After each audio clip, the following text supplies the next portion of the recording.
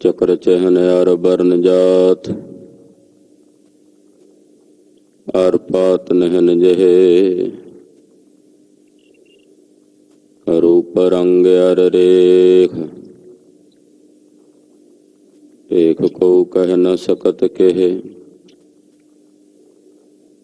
अचाल मूरत अनभव प्रकाश, अमतोज कह जाय। कोट इंद्र इंद्राण साहे साहण गण जाय। तरे भवन महीप सुर नर असुर, नेत नेत बन तृण कहत। तब सर्वनाम कथय कवन, कर्म नाम वर्णत सुमत। तब सर्वनाम कथय कवन, कर्म नाम वर्णत सुमत। प्रभ जी तो कह लाज हमारी, प्रभ जी तो कह लाज हमारी। नीलकंठ नरहर नारायण, नील बसन बनवारी। परम पुरख परमेश्वर स्वामी, पावन पवन आहारी। माधव महाजोत मद मर्दन, मान मुकंद मुरारी। निर्विकार निर्जुर निंदरा बिन, निर्विक नरक निवारी। कृपा सिंध काल त्रयदर्शी, कुकरित पर नासनकारी। तन रूपान त्रितमान, तरा तहरयन विकारी अस तहरी। हो मत मंद चरण शरणागत, कर गह लिहो उबारी। हो मत मंद चरण शरणागत, कर गह लिहो उबारी। मेरी संगत पोच सोच दिन राती, मेरा कर्म कुटलता जन्म कुपंती। राम गुसैया जी के जीवना, मोहे न बिसारो मैं जन तेरा। मेरी हरो बिपत जन करो सुपाई, चरण ना छाडो शरीर कल जाई। कह रविदास परों तेरी संभा, बेग मिलो जन कर न बिलंभा। कह रविदास परों तेरी संभा, बेग मिलो जन कर न बिलंभा। मित्र प्यारे नू हाल मुरीदां दा कहना, तुद बिन रोग रजाइयां दा ओडण। नाग निवासां दे रहना, सूल सुराही खंजर प्याला। बिंग कसाइयां दा सहना, यारड़े दा सानू सत्थर चंगा। भट खेड़ियां दा रहना, यारड़े दा सानू सत्थर चंगा। भट खेड़ियां दा रहना। हम अवगुण भरे एक गुण नाही, अमृत छाड़ बिख बिख खाई। माया मोह भरम पै भूले, सुत दारा स्यों। एक उत्तम पंथ सुन्यो गुर संगत, तेह मिलंत जम त्रास मिटाय। एक अरदास पाठ कीरत की, गुर रामदास। सो कहो टल गुर सेविय, अहनस सहज दर्शन परसै। गुरु का जन्म मरण दुख जाए। होवै सिफत खसम दी, नूर अरसों कुरसों चटिया। सच्चे पातशाह, माल जन्म जन्म दे कटिया। सज्जन सच्चा पातशाह, सिर साहांदा। जिस पास बैठिया सोहिया, सबना दा विसाहो। ਸਤਨਾਮ ਸ੍ਰੀ ਵਾਹਿਗੁਰੂ ਸਾਹਿਬ ਜੀ। ਸ਼ਲੋਕ ਮਹੱਲਾ ਤੀਜਾ। ਵਾਹੋ ਵਾਹੋ ਬਾਣੀ ਨਿਰੰਕਾਰ ਹੈ, ਤਿਸ ਜੀਵੜ ਅਵਰ ਨ ਕੋਇ। ਵਾਹੋ ਵਾਹੋ ਅਗਮ ਅਥਾਹੋ ਹੈ, ਵਾਹੋ ਵਾਹੋ ਸੱਚਾ ਸੋਇ। ਵਾਹੋ ਵਾਹੋ ਬਾਣੀ ਨਿਰੰਕਾਰ ਹੈ, ਤਿਸ ਜੀਵੜ ਅਵਰ ਨ ਕੋਇ। ਵਾਹੋ ਵਾਹੋ ਅਗਮ ਅਥਾਹੋ ਹੈ, ਵਾਹੋ ਵਾਹੋ ਸੱਚਾ ਸੋਇ।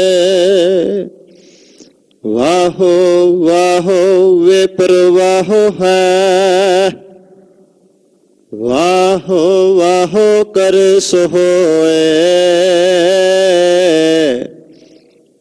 ਵਾਹੋ ਵਾਹੋ ਅੰਮ੍ਰਿਤ ਨਾਮ ਹੈ, ਗੁਰਮੁਖ ਪਾਵੈ ਕੋਇ। ਵਾਹੋ ਵਾਹੋ ਕਰਮੀ ਪਾਈਐ, ਆਪ ਦਇਆ ਕਰ ਦੇ। ਨਾਨਕ ਵਾਹੋ ਵਾਹੋ ਗੁਰਮੁਖ ਪਾਈਐ, ਆਨੰਦਨ ਨਾਮ ਲੋਏ। ਮਹੱਲਾ ਤੀਜਾ। ਬਿਨ ਸਤਿਗੁਰ ਸੇਵੇ ਸ਼ਾਂਤ ਨ ਆਵੇ, ਦੂਜੇ ਨਾਹੀ ਜਾਏ। ਜੇ ਬਹੁ ਤੇਰਾ ਲੋਚੀਐ, ਵਿਨ ਕਰਮੈ ਨ ਪਾਇਆ ਜਾਏ। ਜਿਨਾ ਅੰਤਰ ਲੋਭ ਵਿਕਾਰ ਹੈ, ਦੂਜੈ ਭਾਏ ਖੁਆਏ। ਜੰਮਣ ਮਰਨ ਨ ਚੁੱਕੇ, ਹਉਮੈ ਵਿੱਚ ਦੁਖ ਪਾਏ। ਜਿਨਾ ਸਤਿਗੁਰ ਸਿਉ ਚਿਤ ਲਾਇਆ, ਜਿਨਾ ਸਤਿਗੁਰ ਸਿਉ ਚਿਤ ਲਾਇਆ। ਸੋ ਖਾਲੀ ਕੋਈ ਨਾ ਹੈ, ਤਿਨ ਜਮ ਕੀ ਤਲਬ ਨ ਹੋਵੇ। ਨਾ ਓਏ ਦੁਖ ਸਹਾਏ, ਨਾਨਕ ਗੁਰਮੁਖ ਉਬਰੇ। ਸੱਚਾ ਸ਼ਬਦ ਸਮਾਹੇ, ਪੌੜੀ ਢਾਡੀ ਤਿਸਨੋ ਆਖੀਐ। ਜੇ ਖਸਮੈ ਧਰੇ ਪਿਆਰ, ਦਰ ਖੜਾ ਸੇਵਾ ਕਰੇ। ਗੁਰ ਸ਼ਬਦੀ ਵਿਚਾਰ, ਢਾਡੇ ਦਰ ਘਰ ਪਾਏ ਸੇ। ਸੱਚ ਰਖੈ ਉਰ ਧਾਰ, ਢਾਡੇ ਕਾ ਮਹਲ ਅਗਲਾ। ਹਰ ਕੈ ਨਾਏ ਪਿਆਰ, ਢਾਡੇ ਕੀ ਸੇਵਾ ਚੱਕਰੇ। ਹਰ ਜਪ ਹਰ ਨਿਸਤਾਰ, ਢਾਡੇ ਕਾ ਮਹਲ ਅਗਲਾ। ਹਰ ਕੈ ਨਾਏ ਪਿਆਰ, ਢਾਡੇ ਕੀ ਸੇਵਾ ਚੱਕਰੇ। ਹਰ ਜਪ ਹਰ ਨਿਸਤਾਰ। ਵਾਹਿਗੁਰੂ ਜੀ ਕਾ ਖਾਲਸਾ, ਵਾਹਿਗੁਰੂ ਜੀ ਕੀ ਫਤਿਹ। ਵਿਲੈ ਵਿਕਸ਼ੇਪ ਪ੍ਰਮਾਦ ਔਰ ਨਿੰਦਰਾ,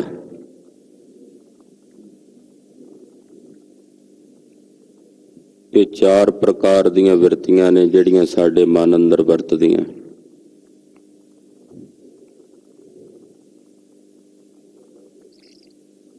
ਜਦੋਂ ਅਸੀਂ ਗੁਰਬਾਣੀ ਪੜ੍ਹਨ ਲੱਗਦੇ ਹਾਂ, ਸੁਣਨ ਲੱਗਦੇ ਹਾਂ, ਜਾਂ ਕੀਰਤਨ ਸੁਣ ਰਹੇ ਹਾਂ ਜਾਂ ਕਥਾ ਸੁਣ ਰਹੇ ਹਾਂ, ਉਸ ਵੇਲੇ ਅੰਤਸ਼ਕਰਨ ਦੀਆਂ ਇਹ 4 ਬਿਰਤੀਆਂ ਨੂੰ ਕਾਬੂ ਕਰਨਾ ਜ਼ਰੂਰੀ ਹੈ।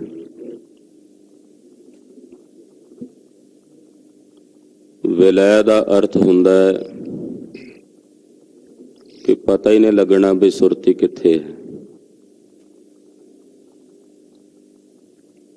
ਕਥਾ ਸਾਰੀ ਲੰਘ ਗਈ, ਕੀਰਤਨ 1 ਘੰਟਾ ਕੀਰਤਨੀਆਂ ਨੇ ਕੀਤਾ, ਪਤਾ ਹੀ ਨਹੀਂ ਲੱਗਾ ਕਿ ਕਿਹੜਾ ਸ਼ਬਦ ਪੜ੍ਹਿਆ ਹੈ, ਕਥਾ ਵਿੱਚ ਕੀ ਵਿਚਾਰ ਹੋਈ ਹੈ, ਸੁਰਤੀ ਉੱਥੇ ਸੀਗੀ ਨਹੀਂ, ਬਿਰਤੀ ਪਤਾ ਨਹੀਂ ਕਿੱਥੇ ਜਾ ਕੇ ਲੈ ਹੋ ਗਈ। ਸਾਨੂੰ ਖੁਦ ਵੀ ਇਹਦਾ ਪਤਾ ਨਹੀਂ ਹੁੰਦਾ ਵੀ ਬਿਰਤੀ ਕਿੱਥੇ।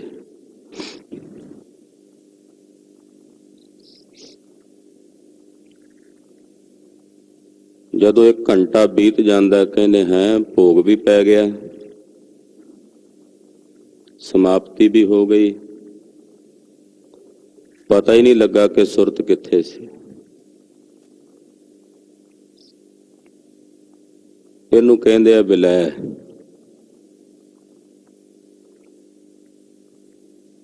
ਦੂਸਰੀ ਬਿਰਤੀ ਹੁੰਦੀ ਹੈ ਵਿਖਸ਼ੇਪਤਾਈ ਦੀ, ਚੰਚਲਤਾਈ ਦੀ। ਉਹ ਵੀ ਸਾਡੇ ਮਨ ਅੰਦਰ ਵਰਤਦੀ ਹੈ, ਚੰਚਲ।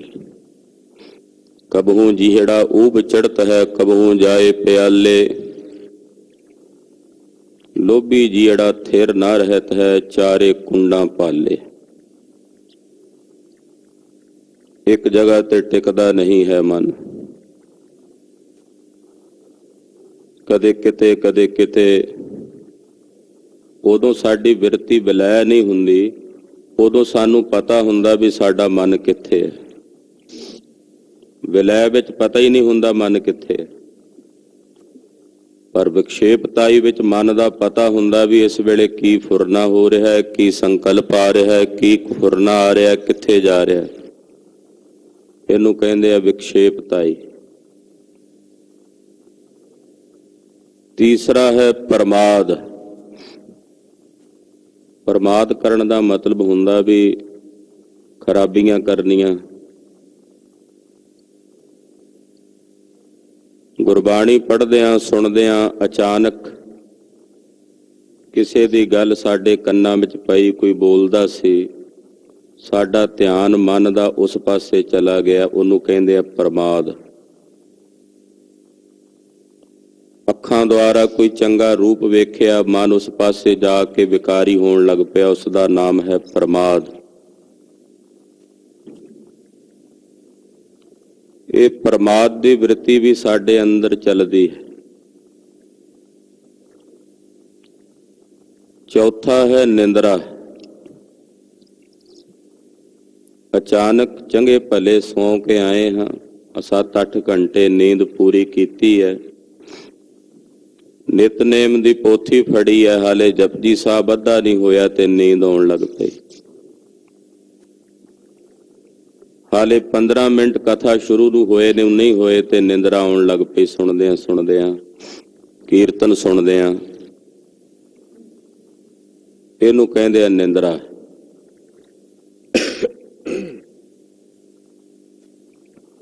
ਇਹਨਾਂ 4 ਦੀ ਸਾਧਨਾ ਕਰਕੇ ਇਹਨਾਂ 4 ਨੂੰ ਕਾਬੂ ਕਰਨ ਦਾ ਨਾਮ ਹੈ ਯਮ।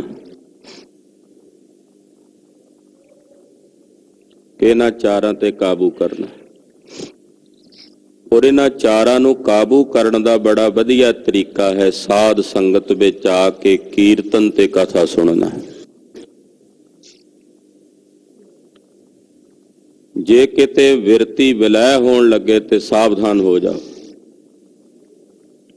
ਸਰੀਰ ਜੇ ਢਿੱਲਾ ਕਰਕੇ ਬੈਠੇ ਆ ਤੇ ਸੁਭਾਵਕ ਹੈ ਸੁਰਤੀ, ਸਾਡਾ ਮਨ ਵਿਲੈ ਹੋਵੇਗਾ, ਪਤਾ ਹੀ ਨਹੀਂ ਲੱਗੇਗਾ ਕਿੱਥੇ ਚਲਾ ਗਿਆ। ਵਿਲੈ ਹੋਣ ਲੱਗੇ ਕਥਾ ਸੁਣਦਿਆਂ ਕੀਰਤਨ ਸੁਣਦਿਆਂ ਸਾਵਧਾਨ। ਮਨ ਵਿੱਚ ਕੋਈ ਫੁਰਨਾ ਇੱਧਰ ਉੱਧਰ ਹੋਣ ਲੱਗਾ, ਆਉਣ ਲੱਗਾ, ਤਾਂ ਫਿਰ ਉਸੇ ਵੇਲੇ ਮਨ ਨੂੰ ਜੋ ਕਥਾ ਵਿੱਚ ਸ਼ਬਦ ਵਿਚਾਰ ਚੱਲ ਰਹੀ ਹੈ, ਕੀਰਤਨ ਵਿੱਚ ਸ਼ਬਦ ਚੱਲ ਰਿਹਾ ਹੈ, ਉਹਨੂੰ ਮੁੜ ਕੇ ਇਸੇ ਤਰ੍ਹਾਂ ਜੇ ਕਿਤੇ ਪ੍ਰਮਾਦ ਆਉਣ ਲੱਗਾ ਹੈ ਮਨ ਵਿੱਚ ਤਾਂ ਮਨ ਨੂੰ ਮੋੜ ਮੋੜ ਕੇ ਫਿਰ ਸ਼ਬਦ ਵੱਲ ਜੋੜਨਾ। ਨਿੰਦਰਾ ਆਉਣ ਲੱਗੀ ਹੈ ਤਾਂ ਸਾਵਧਾਨ ਹੋ ਜਾਣਾ, ਤਿਆਰ ਬਰ ਤਿਆਰ ਹੋ ਜਾਣਾ। ਸਤ ਸੰਗਤ ਵਿੱਚ ਆ ਕੇ ਕਥਾ ਤੇ ਕੀਰਤਨ ਦੁਆਰਾ ਇਹ ਪਹਿਲਾ ਯਮ ਸਾਧਿਆ ਜਾ ਸਕਦਾ ਹੈ। ਯੋਗੀ ਲੋਕ ਇਸ ਯਮ ਦੀ ਸਾਧਨਾ ਲਈ ਨਿੰਦਰਾ ਆਉਂਦੀ ਤੇ ਪਾਣੀ ਵਿੱਚ ਗਲ ਤੱਕ ਖਲੋ ਜਾਂਦੇ। ਸਰਦੀਆਂ ਦੇ ਦਿਨਾਂ ਵਿੱਚ ਤੇ ਜਦੋਂ ਪਾਣੀ ਵਿੱਚ ਗਲ ਤੱਕ ਖਲੋਣਾ, ਫਿਰ ਨਿੰਦਰਾ ਕਿੱਥੇ ਆਉਣੀ ਹੈ। ਗਰਮੀਆਂ ਹੋਣੀਆਂ ਤੇ ਆਲੇ ਦੁਆਲੇ ਧੂਣੀਆਂ ਤਾ ਕੇ ਤਪਸ਼ ਦੇ ਵਿੱਚ ਬੈਠ ਜਾਣਾ, ਉਦੋਂ ਵੀ ਨਿੰਦਰਾ ਨਹੀਂ ਵਿਆਪਦੀ। ਉਹ ਇਹਨਾਂ ਤਰੀਕਿਆਂ ਦੁਆਰਾ ਆਪਣੇ ਇਸ ਯਮ ਦੀ ਸਾਧਨਾ ਕਰਦੇ ਆ। ਪਰ ਗੁਰਮਤਿ ਵਿੱਚ ਇਸ ਯਮ ਦੀ ਸਾਧਨਾ ਸੰਗਤ ਵਿੱਚ ਆ ਕੇ, ਸਾਧ ਸੰਗਤ ਵਿੱਚ ਆ ਕੇ ਸੁਤੇ ਵਰਤ ਜਾਂਦੀ ਹੈ, ਸੁਤੇ ਹੋ ਜਾਂਦੀ ਹੈ। ਪੂਰਬਲੇ ਜਨਮਾਂ ਦੇ ਕੋਈ ਚੰਗੇ ਕਰਮ ਹੋਣ ਤਾਂ ਸਤ ਸੰਗਤ ਦੀਆਂ ਘੜੀਆਂ ਪ੍ਰਾਪਤ ਹੁੰਦੀਆਂ। ਅੰਮ੍ਰਿਤ ਵੇਲੇ ਤੋਂ ਗੁਰੂ ਚਰਨਾਂ 'ਚ ਜੁੜ ਬੈਠੇ ਹੋ। ਸਤਿਗੁਰਾਂ ਦੀ ਧੁਰ ਕੀ ਅਕਾਲੀ ਬਾਣੀ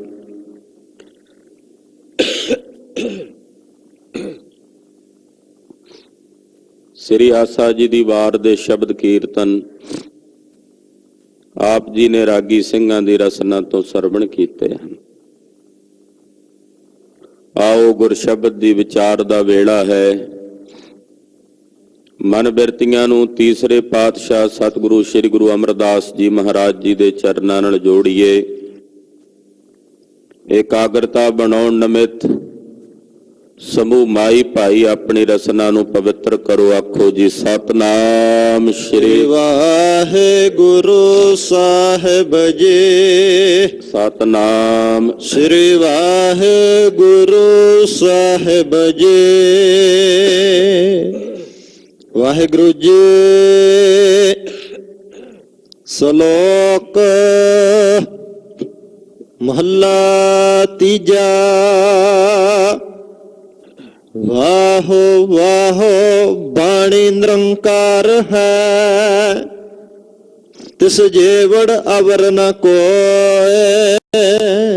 ਸ਼ਲੋਕ ਤੀਸਰੇ ਪਾਤਸ਼ਾਹ ਧੰਨ ਗੁਰੂ ਅਮਰਦਾਸ ਸਾਹਿਬ ਜੀ ਉਚਾਰਦੇ ਨੇ। ਗੋਜਰੀ ਦੀ ਵਾਰ ਹੈ। ਗੋਜਰੀ ਦੀ ਵਾਰ ਦਾ ਇਹ ਪਵਿੱਤਰ ਸ਼ਲੋਕ ਹੈ। ਵਾਹੋ ਵਾਹੋ ਬਾਣੀ, ਜਿਸ ਬਾਣੀ ਵਿੱਚ ਵਾਹਿਗੁਰੂ ਪਰਮੇਸ਼ਰ ਦੀਆਂ ਸਿਫਤਾਂ ਨੇ। ਇੱਕ ਓੰਕਾਰ ਤੋਂ ਲੈ ਕੇ 18, 10, 20 ਤੱਕ ਸਾਰੀ ਬਾਣੀ ਅਕਾਲ ਪੁਰਖ ਪਰਮੇਸ਼ਰ ਦੀ ਸਿਫਤ ਹੈ, ਵਾਹਿਗੁਰੂ ਦੀ ਵਡਿਆਈ ਹੈ। ਵਾਹੋ ਵਾਹੋ ਕਹਿ ਕੇ ਪਰਮੇਸ਼ਰ ਨੂੰ ਸਲਾਹਿਆ।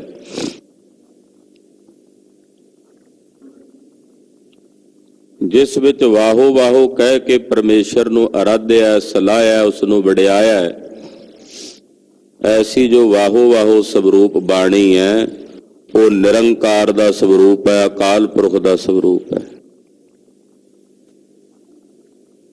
ਜਿਸ ਬਾਣੀ ਦੁਆਰਾ ਪਰਮੇਸ਼ਰ ਨੂੰ ਸਲਾਹਿਆ ਜਾਂਦਾ ਹੈ, ਜਿਸ ਬਾਣੀ ਦੁਆਰਾ ਵਾਹਿਗੁਰੂ ਪਰਮੇਸ਼ਰ ਨੂੰ ਆਰਾਧਿਆ ਜਾਂਦਾ, ਉਹ ਬਾਣੀ ਨਿਰੰਕਾਰ ਹੀ ਹੁੰਦੀ ਹੈ, ਨਿਰੰਕਾਰ ਦਾ ਹੀ ਸਰੂਪ ਹੁੰਦਾ। ਕਿਉਂਕਿ ਗੁਰ ਸ਼ਬਦ ਦੁਆਰਾ ਪਰਮੇਸ਼ਰ ਦੇ ਸਵਰੂਪ ਦਾ ਗਿਆਨ ਹੁੰਦਾ, ਤੇ ਜਿਸ ਬਾਣੀ ਦੁਆਰਾ ਵਾਹਿਗੁਰੂ ਦੇ ਸਵਰੂਪ ਦਾ ਗਿਆਨ ਹੋਵੇ, ਫਿਰ ਉਹ ਸ਼ਬਦ ਵਾਹਿਗੁਰੂ ਦਾ ਹੀ ਸਵਰੂਪ ਹੋਇਆ, ਪਰਮੇਸ਼ਰ ਵਿੱਚੋਂ ਵੱਖਰਾ ਭੇਦ ਤਾਂ ਨਹੀਂ। ਇਸ ਕਰਕੇ ਤੀਸਰੀ ਪਾਤਸ਼ਾਹੀ ਨੇ ਪਾਵਨ ਬਚਨ ਕਹੇ ਨੇ ਕਿ ਬਾਣੀ ਨਿਰੰਕਾਰ ਹੈ, ਔਰ ਸਤਿਗੁਰਾਂ ਦੀ ਇਸ ਪਵਿੱਤਰ ਪਾਵਨ ਬਾਣੀ ਦੇ ਸਮਾਨ ਹੋਰ ਕੁਝ ਵੀ ਨਹੀਂ। ਤਿਸ ਜੇਵੜ ਅਵਰ ਨਾ ਕੋਏ। ਜੇਵੜ ਦਾ ਮਤਲਬ ਜਿੰਨੀ ਵੱਡੀ ਸਤਿਗੁਰਾਂ ਦੀ ਇਹ ਬਾਣੀ ਹੈ, ਸਤਿਗੁਰਾਂ ਦੀ ਬਾਣੀ ਵਰਗਾ ਵੱਡਾ ਹੋਰ ਕੁਝ ਵੀ ਨਹੀਂ। ਚਾਹੇ ਦੁਨੀਆ 'ਚ ਬੜੇ ਖਜ਼ਾਨੇ ਨੇ, ਬੜੇ ਬੜੇ ਧਰਮ ਗ੍ਰੰਥ ਲਿਖੇ ਗਏ ਨੇ, बड़े बड़े विद्वानां वालों बड़ियां बड़ियां धर्म पुस्तकां लिखियां गईयां ने, पर सतगुरु सच्चे पातशाह जी महाराज जी की बाणी दे समान होर कुछ भी नहीं है। हाँ, पढ़ने चाहिए ने, धर्म ग्रंथां दा अध्ययन करना चाहिए है, शास्त्र भी पढ़ लेने चाहिए ने, जो विद्वानां ने लिखिया है उन्हां दा अनुभव जानना चाहिए, पढ़ना चाहिए, पर सतगुरां दी बाणी दे मानिंद गुरु की बाणी दे तुल होर कुछ भी नहीं। ये भावना सिख दे हिरदे च रहनी चाहिए कि गुरु की बाणी दे मानिंद कुछ भी नहीं। सतगुरु सच्चे पातशाह जी महाराज जी की बाणी सब तो सिरमौर है, सर्वोत्तम ते श्रेष्ठ है। तदे तीसरे पातशाह ने बचन कहे ने, ये जड़ी तुरकी बाणी अकाली बाणी है, ये बाणियां सिर बाणी है। दुनिया दियां जितनियां बाणियां हन उन्हां सारियां बाणियां चों श्रोमणी बाणी श्री गुरु ग्रंथ साहिब जी महाराज जी की पवित्र अमृत बाणी है। गुनी भनी बानी ताकि गुरु गुरबानी है। बड़े बड़े गुणी पुरुषों वालों जड़ियां बाणियां उचारण कीतियां गईयां, उन्हां सारियां बाणियां दी गुरु श्री गुरु ग्रंथ साहिब जी की पावन बाणी है। ये सिख दी भावना है, सिख दी आस्था ते निश्चा है। और इहदे विच किसी प्रकार की कोई अत कथनी नहीं है कि जे कोई कहे भी भाई अत कथनी है, ना भाई अत कथनी नहीं। सतगुरु सच्चे पातशाह जी महाराज जी की ये पावन बाणी दे समान वाकई होर कुछ भी नहीं है। श्रोमणी इस करके तीसरे पातशाह जी महाराज इत्थे फैसला करदिआं कहिंदे है, तिस जेवड़ अवर ना कोए, तिस बाणी दे समान जेडा वड्डी ये बावन बाणी है, ਇਹਦੇ समान होर कुछ भी नहीं। वाहो वाहो अगम अथाहो है, वाहो वाहो सच्चा सोए। वो वाहिगुरु परमेश्वर वाहो वाहो है। वाहो वाहो वाहिगुरु परमेश्वर अगम है, अपहुंच है, अथाह है। और वाहो वाहो स्वरूप अकाल पुरख सदैवी सच है, सदा अचल है, सदा रहन वाला है। वाहो वाहो वे परवाहो है, वाहो वाहो करे सो होए। हुण जिहड़ा वाहो वाहो शब्द वरतिया परमेश्वर लई वरतिया। कहंदे जो वाहिगुरु पार ब्रह्म परमेश्वर है वो वे परवाहो है। वे प्रवाह का मतलब है उन्होंने किसी तो कोई इच्छा नहीं भी मैनू कुछ मिले किसी कोलों। जिस अंदर इच्छा हुंदी है उन्होंने प्रवाह भी रखनी पैंदी है। जिहदे अंदर कोई इच्छा ही नहीं उन्होंने काहदी प्रवाह, वो बेप्रवाह हो जाता। जिस अंदर इच्छा है उन्होंने प्रवाह रखनी पैंदी है, बंदियां दी, लोकां दी, संसार दी, कि मेरी इच्छा इन्हां लोकां करके पूरी होनी है, फलाने बंदे करके मेरी इच्छा पूरी होनी है। सानू उहदी परवाह होवेगी किते रुस ना जाए, किते नाराज ना हो जाए। बार बार साडा ध्यान उसे वाल ही केंद्रित रहेगा। पर वाहिगुरु अकाल पुरख परमेश्वर नूं साडे तो की इच्छा होनी है भला? वो तो निरिच्छत है। निरिच्छत होने करके ही वो बेपरवाह है।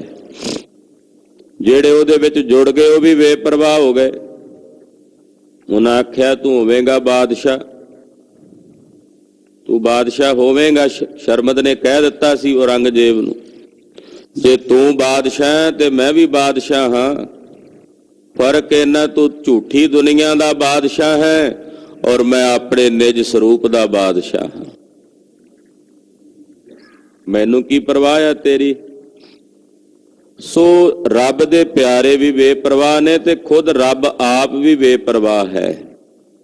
इस करके वाहो वाहो स्वरूप अकाल पुरख वाहिगुरु जी ने जो करना है सो होए ओही कुछ होना। जो वाहिगुरु जी ने करना है वो हुंदा है और वाहिगुरु जी ने अपनी स्वै इच्छा दे मूजब करना है। वाहो वाहो अमृत नाम है, ਗੁਰਮੁਖ ਪਾਵੈ ਕੋਇ। ਅਕਾਲ ਪੁਰਖ ਵਾਹਿਗੁਰੂ ਪਰਮੇਸ਼ਰ ਦਾ ਨਾਮ ਅੰਮ੍ਰਿਤ ਹੈ। ਅੰਮ੍ਰਿਤ ਦਾ ਮਤਲਬ ਹੁੰਦਾ ਹੈ ਜੋ ਮੁਰਦਿਆਂ ਨੂੰ ਜੀਵਨ ਦਾਨ ਦੇਵੇ, ਉਸ ਨੂੰ ਕਹਿੰਦੇ ਆ ਅੰਮ੍ਰਿਤ। ਵਾਹਿਗੁਰੂ ਨਿਰੰਕਾਰ ਅਕਾਲ ਪੁਰਖ ਪਰਮੇਸ਼ਰ ਦਾ ਨਾਮ ਅੰਮ੍ਰਿਤ ਹੈ। ਪਰ ਇਹ ਨਾਮ ਅੰਮ੍ਰਿਤ ਮਿਲਦਾ ਕਿਹਨਾਂ ਨੂੰ ਹੈ? ਪਾਤਸ਼ਾਹ ਕਹਿੰਦੇ ਗੁਰੂ ਦੇ ਮੁਖ ਦੁਆਰਾ ਇਸ ਦੀ ਪ੍ਰਾਪਤੀ ਹੁੰਦੀ ਆ। ਗੁਰਮੁਖ ਪਾਵੈ ਕੋਇ, ਕੋਈ ਵਿਰਲਾ ਗੁਰੂ ਦੇ ਮੁਖ ਦੁਆਰਾ ਇਸ ਅੰਮ੍ਰਿਤ ਨਾਮ ਨੂੰ ਪ੍ਰਾਪਤ ਕਰਦਾ ਹੈ। ਵਾਹੋ ਵਾਹੋ ਕਰਮੀ ਪਾਈਐ, ਆਪ ਦਇਆ ਕਰ ਦੇ। ਉਹ ਵਾਹਿਗੁਰੂ ਅਕਾਲ ਪੁਰਖ ਪਰਮੇਸ਼ਰ ਦਾ ਸਰੂਪ ਕਰਮਾਂ ਕਰਕੇ ਪ੍ਰਾਪਤ ਹੁੰਦਾ, ਭਾਗਾਂ ਕਰਕੇ ਪ੍ਰਾਪਤ ਹੁੰਦਾ ਹੈ। ਜਾਂ ਇਸ ਤਰ੍ਹਾਂ ਕਹਿ ਲਈਏ ਪਰਮੇਸ਼ਰ ਦਾ ਅੰਮ੍ਰਿਤ ਨਾਮ ਭਾਗਾਂ ਨਾਲ ਮਿਲਦਾ ਹੈ, ਜਾਂ ਉਸ ਨੂੰ ਮਿਲਦਾ ਜਿਸ ਨੂੰ ਵਾਹਿਗੁਰੂ ਜੀ ਆਪ ਦਇਆ ਕਰਕੇ ਆਪਣੇ ਅੰਮ੍ਰਿਤ ਨਾਮ ਦੀ ਦਾਤ ਬਖਸ਼ਦੇ ਨੇ। ਆਪ ਦਇਆ ਕਰਦੇ, ਜਿਨ੍ਹਾਂ ਤੇ ਆਪ ਦਇਆ ਕਰਕੇ ਤਰਸ ਕਰਕੇ ਸਤਿਗੁਰੂ ਜੀ ਇਸ ਅੰਮ੍ਰਿਤ ਨਾਮ ਦੀ ਦਾਤ ਜਿਨ੍ਹਾਂ ਨੂੰ ਬਖਸ਼ਦੇ ਨੇ, ਉਹੀ ਇਸ ਅੰਮ੍ਰਿਤ ਨਾਮ ਨੂੰ ਪ੍ਰਾਪਤ ਕਰਦੇ ਹਨ।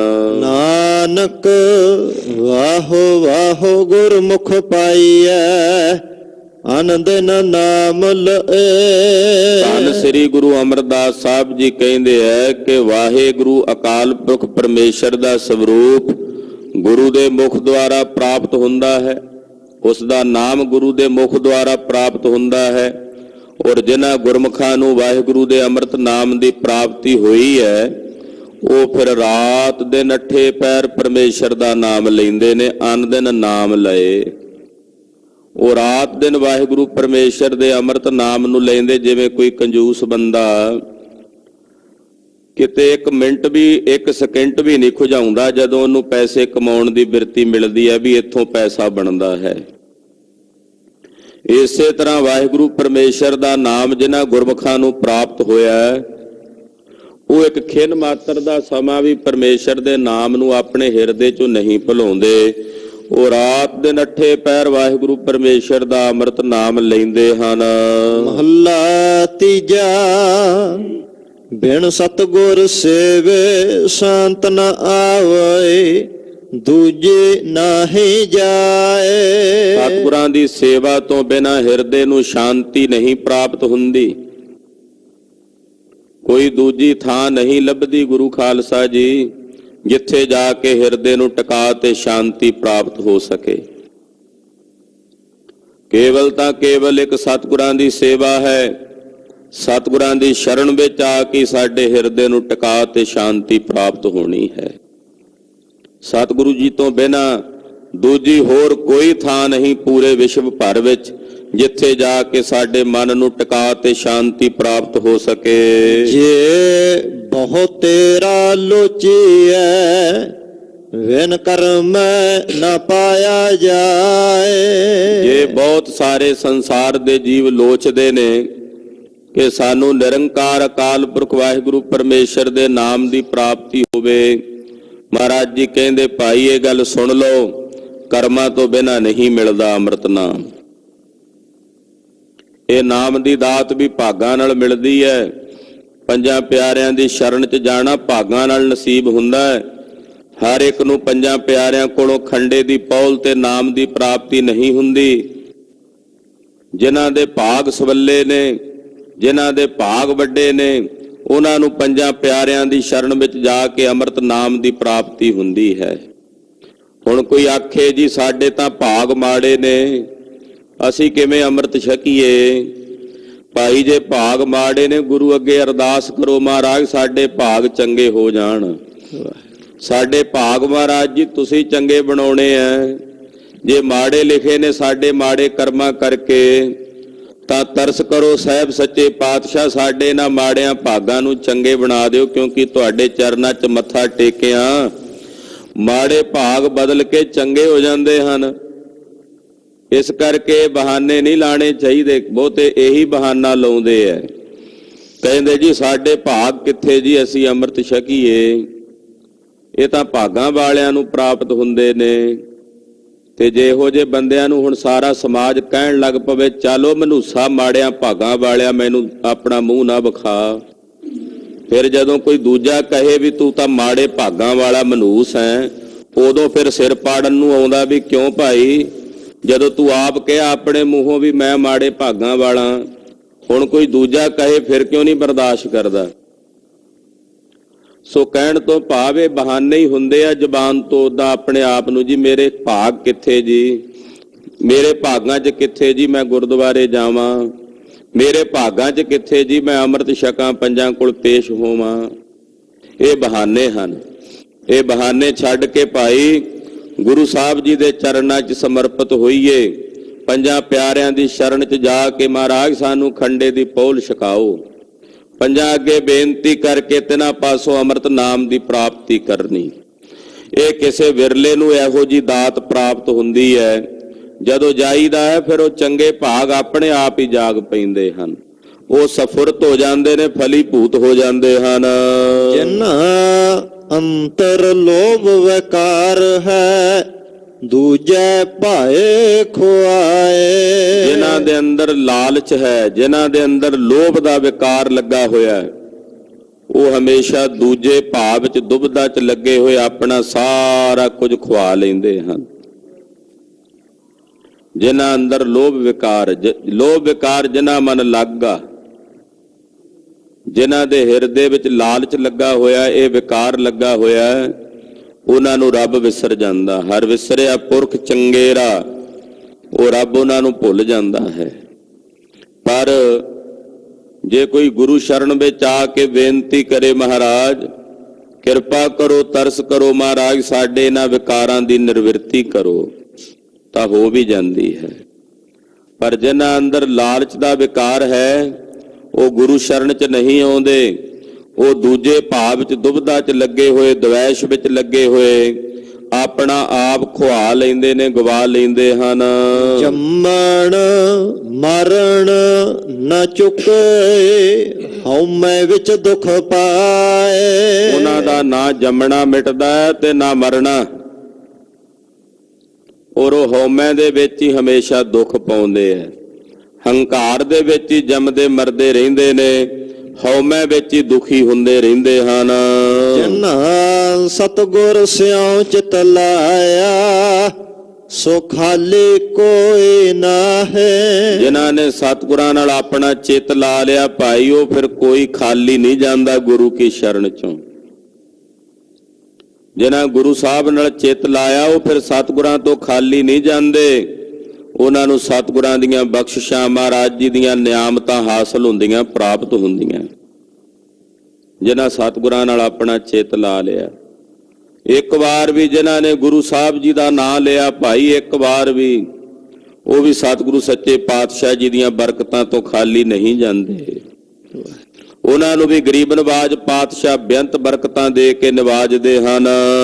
ਤਿਨ ਜਮ ਕੇ ਤਲਬ ਨ ਹੋਵੇ, ਨਾ ਓਏ ਦੁੱਖ ਸਹਾਏ। ਜਿਹੜੇ ਸਤਿਗੁਰਾਂ ਦੀ ਸ਼ਰਨ ਚ ਆ ਕੇ ਗੁਰੂ ਨਾਲ ਚਿੱਤ ਲਾਉਂਦੇ ਐ, ਉਹਨਾਂ ਨੂੰ ਜੰਮਾਂ ਦੀ ਆਵਾਜ਼ ਨਹੀਂ ਪੈਂਦੀ। ਤਲਬ ਦਾ ਮਤਲਬ ਹੁੰਦਾ ਆਵਾਜ਼ ਪੈਣੀ।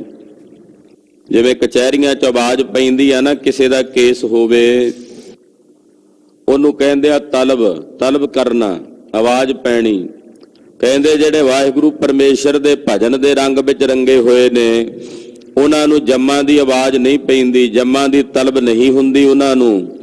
ਨਾ ਹੀ ਉਹਨਾਂ ਨੂੰ ਲੇਖੇ ਜੋਖੇ ਦਾ ਦੁੱਖ ਸਹਿਣਾ ਪੈਂਦਾ ਹੈ, ਨਾ ਉਹਨਾਂ ਨੂੰ ਜੰਮਾਂ ਦੀ ਭਿਆਨਕ ਮਾਰ ਦਾ ਦੁੱਖ ਸਹਿਣਾ ਪੈਂਦਾ ਹੈ। ਨਾਨਕ ਗੁਰਮੁਖ ਉਬਰੇ, ਸੱਚਾ ਸ਼ਬਦ ਸਮਾਹੇ। ਧੰਨ ਸ੍ਰੀ ਗੁਰੂ ਅਮਰਦਾਸ ਸਾਹਿਬ ਜੀ ਫਰਮਾਉਂਦੇ ਐ, ਜਿਹੜੇ ਸਤਿਗੁਰਾਂ ਦੇ ਸ਼ਬਦ ਵਿੱਚ ਸਮਾਏ ਹੋਏ ਨੇ, ਉਹੀ ਗੁਰਮੁਖੇ ਸੰਸਾਰ ਤੋਂ ਉਭਰਦੇ ਨੇ, ਜਨਮ ਮਰਨ ਤੋਂ ਮੁਕਤ ਹੁੰਦੇ ਹਨ। ਔੜੇ ਢਾਡੇ ਤਿਸਨੋ ਆਖਿਆ, ਜੇ ਖਸਮੈ ਧਰੇ ਪਿਆਰ। ਪੌੜੀ ਤੀਸਰੇ ਪਾਤਸ਼ਾਹ ਗੁਰੂ ਅਮਰਦਾਸ ਸਾਹਿਬ ਜੀ ਉਚਾਰਦੇ ਨੇ, ਕਿਉਂਕਿ ਵਾਰ ਵੀ ਸਤਿਗੁਰੂ ਗੁਰੂ ਅਮਰਦਾਸ ਸਾਹਿਬ ਦੀ ਹੈ। ਮਹਾਰਾਜ ਜੀ ਕਹਿੰਦੇ ਢਾਡੀ ਉਹਨੂੰ ਆਖਿਆ ਜਾਂਦਾ ਹੈ ਜਿਹੜਾ ਆਪਣੇ ਉਸ ਖਸਮ ਨਾਲ, ਮਾਲਕ ਨਾਲ ਪਿਆਰ ਕਰਦਾ, ਉਹ ਢਾਡੀ ਹੈ।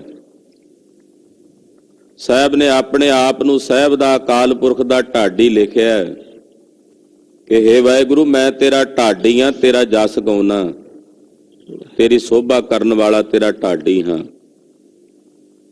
ਗੁਰੂ ਘਰ ਦੇ ਵਿੱਚ ਭਾਵੇਂ ਕਿ ਪਰੰਪਰਾ ਢਾਡੀਆਂ ਦੀ 6ਵੇਂ ਪਾਤਸ਼ਾਹ ਗੁਰੂ ਹਰਗੋਬਿੰਦ ਸਾਹਿਬ ਤੋਂ ਚੱਲੀ ਹੈ। ਬਾਬਾ ਬਿਧੀ ਚੰਦ ਸਾਹਿਬ, ਬਿਧੀ ਚੰਦ ਛੀਨਾ ਗੁਰੂ ਕਾ ਸੀਨਾ, ਬਾਬਾ ਬਿਧੀ ਚੰਦ ਸਾਹਿਬ ਜੀ ਗੁਰੂ ਸਾਹਿਬ ਜੀ ਦੀ ਆਗਿਆ ਨਾਲ ਸੁਰ ਸਿੰਘ ਨਗਰ ਹੈ ਤਰਨਤਾਰਨ ਜ਼ਿਲ੍ਹੇ ਦੇ ਵਿੱਚ। ਇਹ ਬਾਬਾ ਬਿਧੀ ਚੰਦ ਸਾਹਿਬ ਜੀ ਦਾ ਨਗਰ ਸੀ। ਇੱਥੋਂ ਦੇ ਰਹਿਣ ਵਾਲੇ ਸਨ ਦੋ ਢਾਡੀ, ਇੱਕ ਦਾ ਨਾਂ ਸੀ ਭਾਈ ਨੱਥਾ ਤੇ ਦੂਜੇ ਦਾ ਨਾਂ ਸੀ ਭਾਈ ਅਬਦੁੱਲਾ। ਇਹਨਾਂ ਦੋ ਢਾਡੀਆਂ ਨੂੰ ਬਾਬਾ ਬਿਧੀ ਚੰਦ ਸਾਹਿਬ ਜੀ ਆਪਣੇ ਨਾਲ ਲੈ ਕੇ ਸ੍ਰੀ ਅਕਾਲ ਤਖਤ ਸਾਹਿਬ ਆਏ ਔਰ ਗੁਰੂ ਘਰ ਦੇ ਵਿੱਚ ਇਹਨਾਂ ਢਾਡੀਆਂ ਨੇ ਸਭ ਤੋਂ ਪਹਿਲਾਂ ਮਹਾਰਾਜ ਜੀ ਦੇ ਦਰਬਾਰ 'ਚ ਗੁਰੂ ਸਾਹਿਬ ਦੀ ਸੋਭਾ ਵਿੱਚ ਵਾਰਾਂ ਗਾਈਆਂ। ਉੱਥੋਂ ਗੁਰੂ ਸਾਹਿਬ ਜੀ ਦੇ ਸਮੇਂ ਤੋਂ ਗੁਰੂ ਘਰ ਵਿੱਚ ਢਾਡੀ ਪਰੰਪਰਾ ਦੀ ਮਰਿਆਦਾ ਚੱਲੀ। ਪਰ ਗੁਰਦੇਵ ਨੇ ਆਪਣੇ ਆਪ ਨੂੰ ਵੀ ਢਾਡੀ ਕਿਹਾ, ਚੌਥੇ ਪਾਤਸ਼ਾਹ, ਤੀਸਰੇ ਪਾਤਸ਼ਾਹ ਨੇ। ਢਾਡੀ ਦੀ ਪਰਿਭਾਸ਼ਾ ਦੱਸਦੇ ਨੇ। ਢਾਡੀ ਕੌਣ ਹੈ ਭਾਈ? ਢਾਡੀ ਤਿਸ ਨੂੰ ਕਿਹਾ ਜਾਂਦਾ ਜਿਹੜਾ ਉਸ ਖਸਮ ਨਾਲ, ਮਾਲਕ ਨਾਲ, ਸੁਆਮੀ ਨਾਲ ਪਿਆਰ ਕਰਦਾ, ਉਹ ਢਾਡੀ ਹੈ। ਢਾਡੀ ਦਾ ਮਤਲਬ ਹੁੰਦਾ ਜਿਹੜਾ ਛੰਤ ਗਾਵੇ। ਢਾਡੀ ਦਾ ਮਤਲਬ ਹੁੰਦਾ ਜਿਹੜਾ ਸੋਹਿਲੇ ਗਾਵੇ ਵਾਹਿਗੁਰੂ ਦੇ, ਪਰਮੇਸ਼ਰ ਦੇ, ਉਹ ਢਾਡੀ ਹੈ। ਕਹਿੰਦੇ ਢਾਡੀ ਤਿਸ ਨੂੰ ਆਖੀਦਾ ਹੈ ਜਿਹੜਾ ਉਸ ਖਸਮ ਨਾਲ, ਉਸ ਨਿਰੰਕਾਰ ਵਾਹਿਗੁਰੂ ਪਰਮੇਸ਼ਰ ਨਾਲ ਪਿਆਰ ਕਰਦਾ ਹੈ, ਉਹ ਢਾਡੀ ਹੈ। ਹਰ ਖੜਾ ਸੇਵਾ ਕਰੇ ਗੁਰ ਸ਼ਬਦ ਵਿਚਾਰ। ਸਤਿਗੁਰਾਂ ਦੇ ਸ਼ਬਦ ਦੀ ਵਿਚਾਰ ਕਰਕੇ ਆਪਣੇ ਸਤਿਗੁਰਾਂ ਦੇ ਦਰਵਾਜ਼ੇ ਤੇ ਖਲੋਤਾ ਆਪਣੇ ਸਾਹਿਬ ਦੀ ਸੇਵਾ ਕਰੇ, ਉਹ ਢਾਡੀ ਹੈ।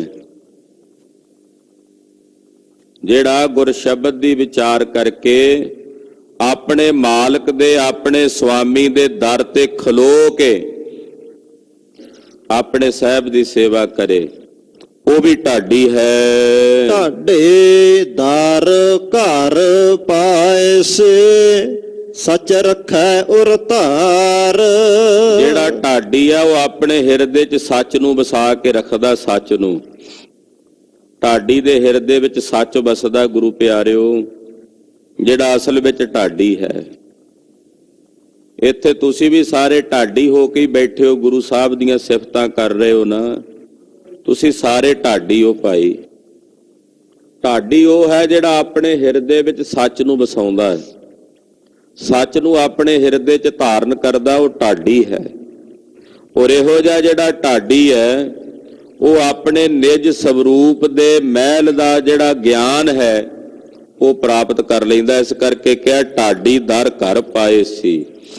ਉਹਨੂੰ ਆਪਣੇ ਘਰ ਦੇ ਦਰਵਾਜ਼ੇ ਦਾ ਪਤਾ ਲੱਗ ਜਾਂਦਾ ਵੀ ਮੇਰੇ ਨਿਜ ਸਰੂਪ ਦਾ ਦਰਵਾਜ਼ਾ ਕਿਹੜਾ ਹੈ, ਜਿਹਦੇ ਰਾਹੀਂ ਪ੍ਰਵੇਸ਼ ਕਰਕੇ ਮੈਂ ਆਪਣਾ ਸਵਰੂਪ ਜਾਣਨਾ।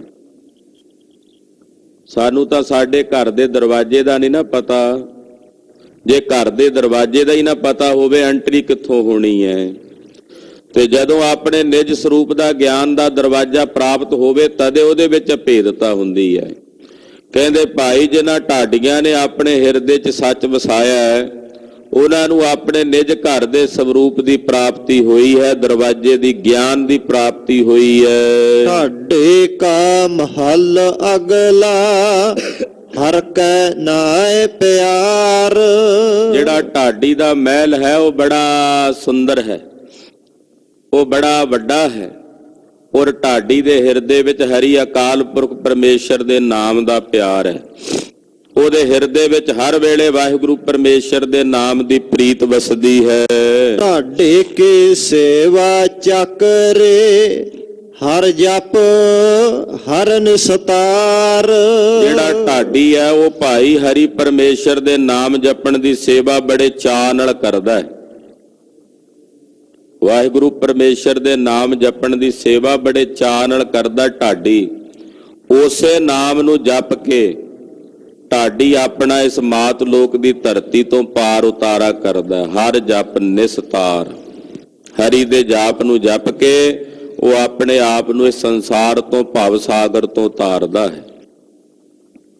ਇਹ ਢਾਡੀ ਦੀ ਪਰਿਭਾਸ਼ਾ ਮਹਾਰਾਜ ਸੱਚੇ ਪਾਤਸ਼ਾਹ ਜੀ ਨੇ ਦੱਸੀ।